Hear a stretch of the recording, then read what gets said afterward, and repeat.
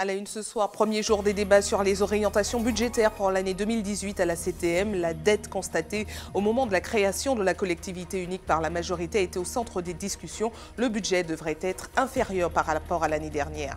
Mobilisation dans les lycées généraux de Fort-de-France. Les syndicats dénoncent des suppressions de classes et de postes.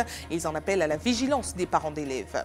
Premier jour de Mars bleu, le mois est consacré à la sensibilisation au dépistage du cancer colorectal. La maladie peut être soignée dans 9 cas sur 10 si elle est détectée à temps. Malheureusement, seul un tiers des personnes invitées à le faire le feraient en réalité. Et puis, la Martinique s'est particulièrement distinguée à l'occasion du Salon de l'agriculture à Paris. Nos producteurs ont remporté 41 médailles en tout. Ce sont les professionnels du rhum qui se sont le plus démarqués. Bonsoir à tous. Heureuse de vous retrouver dans cette tranche info que vous pouvez suivre en direct sur Facebook. Les élus de la CTM ont commencé à débattre sur les orientations budgétaires pour l'année 2018. Une plénière avec au cœur des discussions la fameuse question de la dette au moment de la création de la collectivité unique. Dans un contexte où les moyens sont moins importants, le budget devrait être légèrement inférieur par rapport à l'exercice précédent. Explication de Loïc Régis.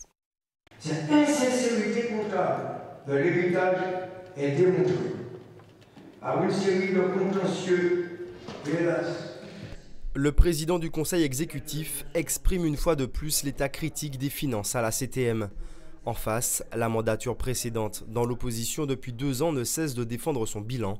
Le groupe EPMN réclame une correction des données en conformité avec la Cour des comptes et ne garantit pas sa participation lors du vote du budget le mois prochain. Nous n'allons pas prendre de vote, même si demain il y a une DM ou un budget, si le budget continue à être insincère et n'intègre pas les corrections de la Chambre régionale des comptes.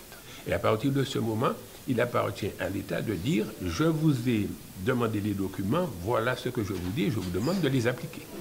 Le budget 2018 s'annonce légèrement inférieur à ceux des 2 dernières années. La CTM doit faire face à la loi de programmation des finances publiques. La marge de manœuvre en matière d'endettement est réduite. Cette année, le budget va être très compliqué. Probablement qu'il va falloir donc restreindre un certain nombre de dépenses pour rester dans l'obligation du plafond de 1,2% d'augmentation fixée par la loi. Et c'est la raison pour laquelle aujourd'hui, l'essentiel du débat a été de bien faire comprendre cela à tous les collègues, mais même à tous les Martiniquais. Une gestion plus stricte qui pourrait avoir comme conséquence la diminution des investissements. Le développement économique de la Martinique pourrait alors ralentir. Les moteurs de notre activité économique, c'est la consommation des ménages. C'est pour ça qu'il ne faut pas trop mettre de pression fiscale. Et la dépense publique. Ce sont les 2 gros moteurs de notre... Bon, si on diminue la dépense publique, on diminue l'activité économique parce qu'il y aura moins de construction, il y aura moins de bâtiments, il y aura moins d'entreprises de travaux publics qui vont travailler, moins de salaires distribués, etc. Donc c'est évident qu'il faut faire très attention à ne pas diminuer l'investissement pour ne pas freiner, pour ne pas que nous nous trouvions dans une situation de récession. Les débats sur les orientations budgétaires se poursuivent demain à la CTM. Le vote, tant attendu, aura lieu au début du mois d'avril. Partons tout de suite à Paris avec notre palmarès au Salon de l'agriculture. 41 récompenses, rien que pour la Martinique, 17 pour la Guadeloupe et 2 pour la Guyane. Les miels et confitures pays ont été à l'honneur, mais c'est grâce à notre rhum agricole que nous nous sommes le plus démarqués. Reportage de Solène Boissé. La remise des prix n'a pas encore officiellement eu lieu et pourtant le rhum vieux Séverin affiche déjà fièrement sa médaille. Il est l'un des 4 rhums guadeloupéens qui ont reçu le précieux sésame en or. José est le propriétaire de la distillerie depuis seulement 5 ans et pour sa 4e année sur le salon de l'agriculture, il en est déjà à sa 3e médaille d'or pour ce rhum. Ben oui, on est très fiers, ça fait la 3e année qu'on a été médaillé l'or de l'eau vieux. Ça fait une grande pub pour nous et puis les clients les aiment bien quand c'est médaillé. C'est un marché international, ça se vend, toutes les nations passent au salon, ils découvrent le rhum et quand c'est médaillé, ils sont contents. Le salon de l'agriculture pour certains routiers, c'est le rendez-vous de l'année à ne pas manquer. Jannick vient depuis 7 ans et cette édition 2018 est particulièrement une réussite. On est sur un cycle scolaire et cette année c'est vacances scolaires de la région parisienne. Donc en plus de la population française, européenne et même mondiale, on a un déversement des franciliens de l'Île-de-France et c'est vrai que ça fait au moins une augmentation de 30 à 35% sur le chiffre d'affaires. Pour nous c'est une très bonne année. Une très bonne année aussi pour les habitués du salon. Pour de nombreux badauds, le pavillon Outre-mer est un incontournable pour ses acras et surtout pour ses rhums. On est venu pour les animaux, pour le manger, bien sûr le manger, et pour les dégustations, l'alcool, vraiment c'est beau, ça régalait, vraiment c'est vraiment bien. Dégustation des rhums, des petits punchs, des bouchons, des bonbons piments, parfait quoi pour débuter une bonne journée. Une belle édition qui devrait attirer près de 630 000 visiteurs. Les organisateurs espèrent une légère hausse comparée à 2017, mais c'est encore bien loin du record de 2014 avec 703 000 visiteurs. Et si les Roms antillais se sont distingués lors du salon de l'agriculture, ils sont également au centre des attentions de la ministre de l'Outre-mer. Annick Girardin est actuellement en déplacement dans l'Île-Sœur et a visité ce matin la distillerie Rémoninck à Sainte-Rose. Une occasion pour la ministre d'aborder la polémique sur le quota supplémentaire attribué par la Commission européenne. Voyez ce reportage d'Yvan Lemar. Après avoir rencontré les agriculteurs à Port-Louis, Annick Girardin s'est rendue dans une distillerie de Sainte-Rose, une visite de terrain pour mieux comprendre les spécificités du monde agricole guadeloupéen. C'est d'abord une extrême richesse pour moi. Et puis ensuite, c'est l'éclairage des gens du terrain. Parce que bien sûr, et c'est normal, je rencontre les élus. Bien sûr, et c'est normal, je rencontre les socioprofessionnels. Mais voir les hommes, les femmes sur leur terrain, connaître leur quotidien, ça permet d'illustrer différemment les dossiers que je peux regarder et puis d'avoir une double vision des choses, celle que portent les parlementaires, les élus d'un territoire, mais aussi ma propre vision une fois que je suis venue sur le terrain. Lors de cette visite, des questions sur le quota de rhum ont été évoquées. Vous savez, sur ce sujet, il y a effectivement ce quota supplémentaire qui arrive là. La vraie question, c'est il faut remettre à plat la totalité de ces contingents et de ces quotas.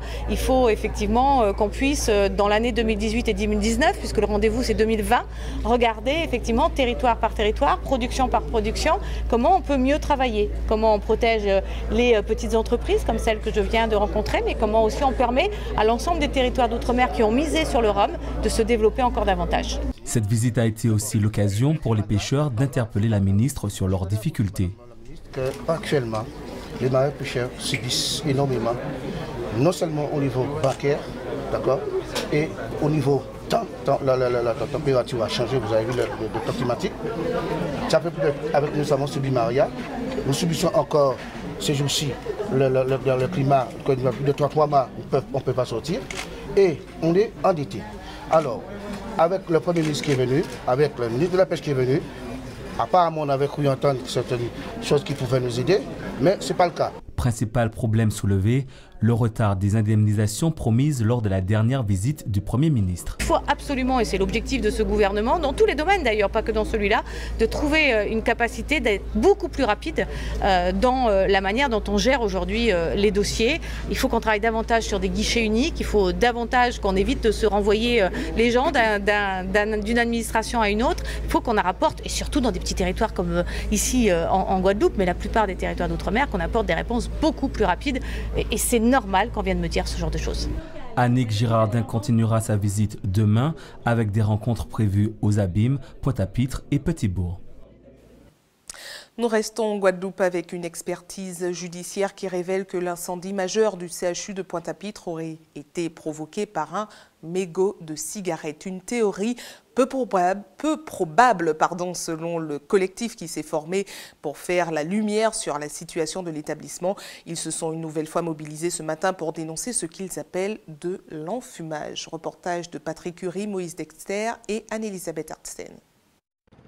Pour ce deuxième rassemblement au CHU, beaucoup de questions restent encore en suspens, notamment concernant l'hypothèse du mégot de cigarette ou encore pourquoi le feu s'est propagé si vite. Afin d'apporter un début de réponse, Michel Corbin, architecte de formation et fils de l'architecte du CHU, a répondu à l'invitation du collectif de défense. C'est un ouvrage qui est conçu pour ne pas être évacué.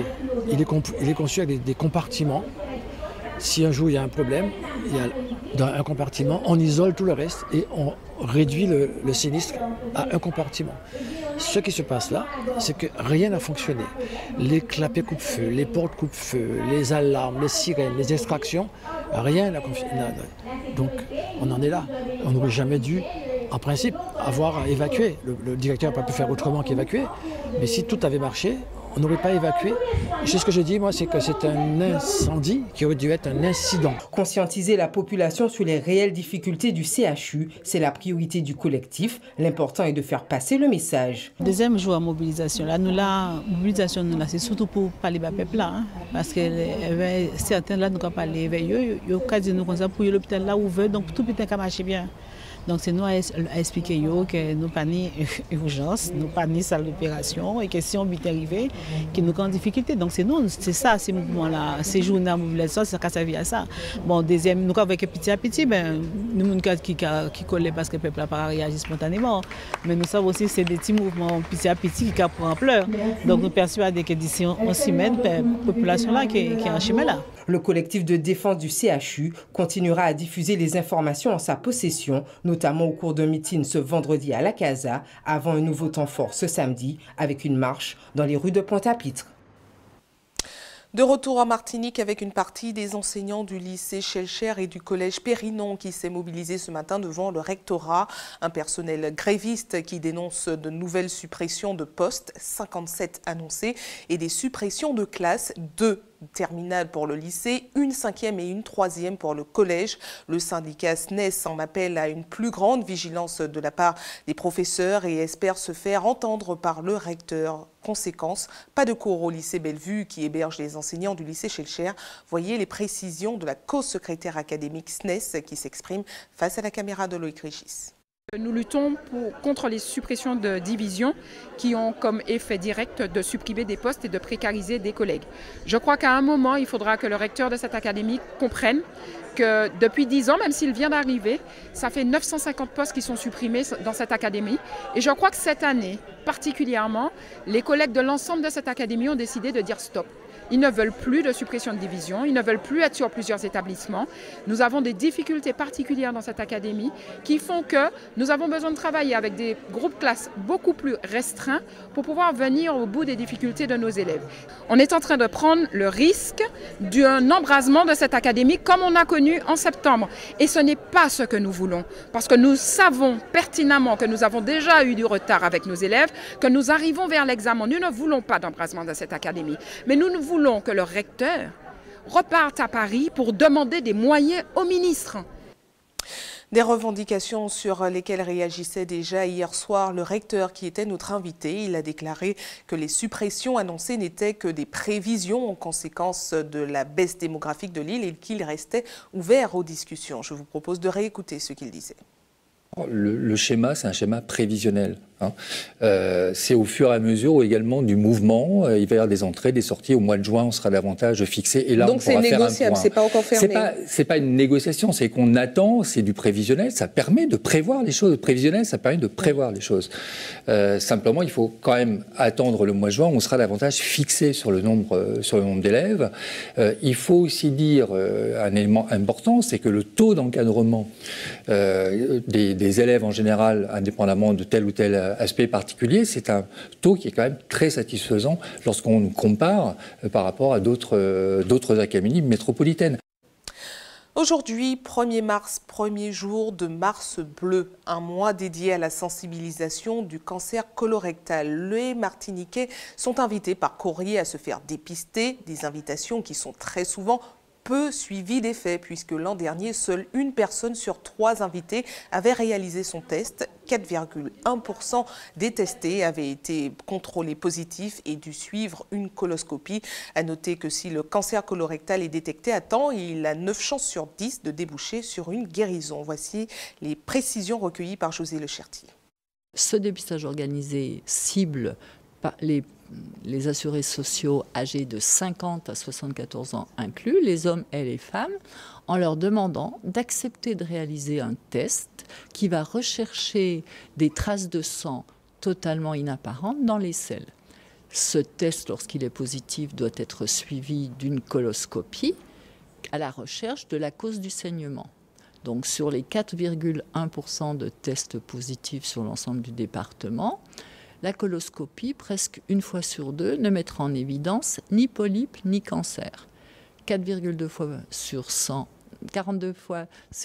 elle va mettre en évidence un polype qui, dans plus de la moitié des cas, sera déjà un polype suffisamment avancé pour être potentiellement une lésion précancéreuse. Et dans 9,3%, elle mettra en évidence un cancer qui, grâce à la performance de ce nouveau test, sera un cancer localisé, n'ayant pas envahi la base du polype, dans presque la moitié des cas. Restez avec nous à suivre dans cette édition. Nous parlerons d'une invasion de krill observée ces derniers jours sur la côte Caraïbe. Des petits invertébrés vivants qui annoncent de bonnes nouvelles pour les marins-pêcheurs. Et puis les journées portes ouvertes se multiplient en cette période d'orientation scolaire. Nous irons dans le lycée de Saint-Pierre qui se spécialise dans l'enseignement de l'art et à la rencontre des lycéens du Lecta de Croix-Rivaille qui sont plutôt tournés vers le monde agricole. Mais avant, partons en Guyane où, je vous le disais hier soir, le festival du prix de cours a commencé. Durant plusieurs jours, un jury présidé par l'acteur Ambroise Michel devra visionner les 25 courts-métrages en compétition. Ayodele Germa a assisté à la première soirée. Regardez. Je vois que tout le monde est en mode beau gosse ce soir, j'avais pas du tout prévu. L'intérêt d'avoir des forts partenariats et d'avoir clairement une très belle somme pour soutenir financièrement le lauréat, celui qui remportera le prix de cours, l'intérêt c'est que ça amène des gens à vouloir créer des œuvres. Quand vous savez que vous pouvez gagner 30 000 € pour faire une seconde œuvre, forcément ça vous donne envie de créer, ça vous donne envie de faire des choses. Donc l'idée c'est que ce festival soit attractif pour donner envie aux gens de créer des œuvres et qu'ils puissent derrière ou pas repartir avec un prix et un soutien financier pour faire mieux les fois prochaines. C'est un festival itinérant, c'est-à-dire qu'il se balade entre la Martinique, la Guadeloupe et la Guyane. Donc c'est vrai qu'il y a la cérémonie d'ouverture et de clôture qui se fait dans un seul département et on change chaque année, mais dans tous les départements, tous les cinémas, Agora, Madiana, le Rex, le Darbo, font des projections pour permettre à le public de pouvoir découvrir la sélection, les 25 œuvres sélectionnées. Et en plus, on organise des ateliers, des masterclass. L'idée, c'est que le public, que ce soit des professionnels, semi-professionnels ou amateurs, qui ont envie, par exemple, de s'essayer à la caméra, au jeu d'acteur, puissent participer et découvrir ces métiers avec des professionnels.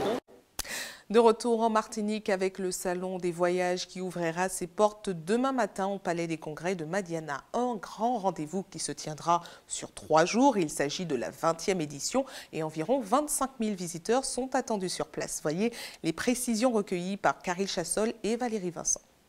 C'est la 20e édition, comme vous l'avez dit, et donc nous attendons chaque année encore plus de participants et de visiteurs. Nous avons une zone d'exposition de 1200 m² qui comprend le Salon Caraïbe, le Salon Taïnos et également la salle 9.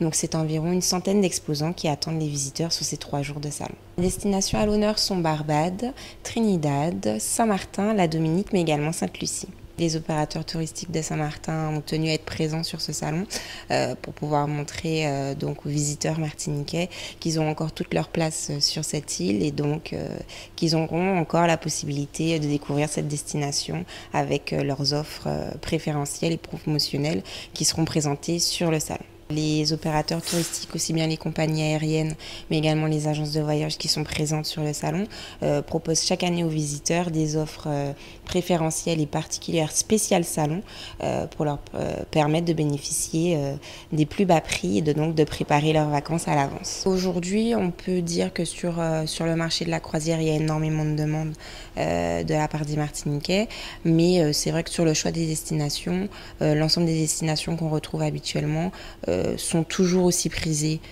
par la clientèle et donc c'est vrai que les Martiniquais voyagent de plus en plus, d'où ce salon qui se perpétue sur les années pour pouvoir répondre à leurs besoins. La nuit des talents est de retour. 8 participants pour la 8e édition programmée ce samedi au Grand Carbet à partir de 19 h. Et pour en parler, nous recevons Ruth Fortuna. Bonsoir à vous, Ruth. Bonsoir, Sabrina. Alors, la plupart de nos téléspectateurs vous connaissent en tant que Miss Météo, mais vous avez d'autres cordes à votre arc puisque vous serez maîtresse de cérémonie d'un concours qui s'annonce à tendance gospel, c'est ça? Tout à fait. Donc, la Nuit des Talents, 8e édition. Donc, c'est un grand spectacle gospel, un grand show gospel qui se déroulera à Fort-de-France avec 8 candidates aussi talentueuses les unes que les autres qui se préparent à partager un moment vraiment riche en partage, en foi, en amour et tout cela au travers de leur talent qui est la musique, qui est le chant. Alors, comment se sont passées les sélections? Est-ce qu'il y a eu des sélections déjà? Oui, tout à fait. Au préalable, il y a bien sûr des parutions, des diffusions via le site www.lanuitdestalents.fr, également les autres réseaux sociaux habituels qu'on connaît, Facebook, Twitter, etc. Donc, les candidats ont été nombreux. On peut dire qu'on a eu un décantage, si je peux dire ainsi, avec 8 femmes qui sortent cette année. Contrairement à l'année dernière, on avait également des hommes qui avaient été sélectionnés. Alors, c'est la question que j'allais vous poser. Pourquoi que des femmes? Est-ce que les hommes n'ont pas réussi à se démarquer cette année? Cette année, ça a été plus compliqué pour eux. Mais donc, les femmes ont été plus combatives, hein, je vais dire en ce sens. Mais ce n'est pas pour dire le contraire, que les hommes soient moins talentueux, bien au contraire. Mais simplement que les femmes ont été d'autant plus vraiment à la pointe de ce qu'on attendait, notamment par rapport aux différents critères qui ont été pris en compte pour la sélection. Eh bien sûr, la couleur vocale, la tessiture, la justesse également au niveau du maintien des différentes notes. La foi, l'envie de partager sa détermination au travers du chant gospel aussi. Et tout cela, ça fait la différence. Et puis, bien sûr, l'aisance à se mouvoir sur un espace qui sera ce samedi 3 mars très important aussi. Comment ça va se passer sur place? Est-ce que le public pourra participer au vote, puisqu'il s'agit quand même d'un concours, il faut le rappeler? Alors, on a prisé une autre forme de sélection, notamment avec un jury qui est composé de professionnels dans le domaine de la musique, donc producteurs musicaux, directeurs de chorale, directeurs techniques. Et donc, ce jury sera composé essentiellement de professionnels du domaine musical. Le public ne pourra pas directement voter pour les candidats. Mais on le fera à l'applaudimètre, on va dire. Voilà, il pourra l'influencer grandement, si on peut dire ainsi. Et la marraine de la manifestation, Dominique Zorobabel. Une artiste de chez nous. Que l'on connaît bien à TV également, puisque c'est elle qui nous maquille le week-end. Oui, tout à fait. Donc Dominique Zorobabel qui nous fera l'honneur d'être la marraine de cette édition 2018. Et quelles seront ses missions à elle? Alors Dominique Zorobabel, pour cette édition, bien sûr, fera part de son album et partagera certains morceaux de son album qu'elle a réalisé. Et bien sûr, elle a été, au niveau de l'accompagnement des différents candidats, elle a été et aussi au niveau de l'organisation. Donc elle a pu partager son savoir et elle sera également référente pour cette prochaine candidate qui sera lauréate dès ce week-end. Alors ma dernière question, quel sera le prix de la gagnante? Un prix exceptionnel, la réalisation d'un album solo pour la gagnante, pour la lauréate de cette édition 2018 de la Nuit des Talents, directement au Canada avec une maison de production avec qui nous sommes en collaboration, On The Rock Production, donc qui accompagne réellement la candidate sur la réalisation de ce petit opus et qui sera vraiment une expérience enrichissante. Et notre volonté, ce n'est pas se cantonner juste à nos frontières martiniquaises, mais aller bien au-delà de cela. Très bien, merci à vous. Oui. Merci à vous, Sabrina. Et puis on rappelle que la manifestation est programmée ce samedi, 19h, au Grand Carbet. Voilà, donc un grand rendez-vous à ne pas rater pour l'ensemble des Martiniquais. Vous êtes attendus nombreux, très très nombreux. Et les Martiniquais pourront vous voir en vrai. Oui. Merci à vous, Ruth. Allez, ATV, toujours plus proche de vous, passe à notre JT des communes.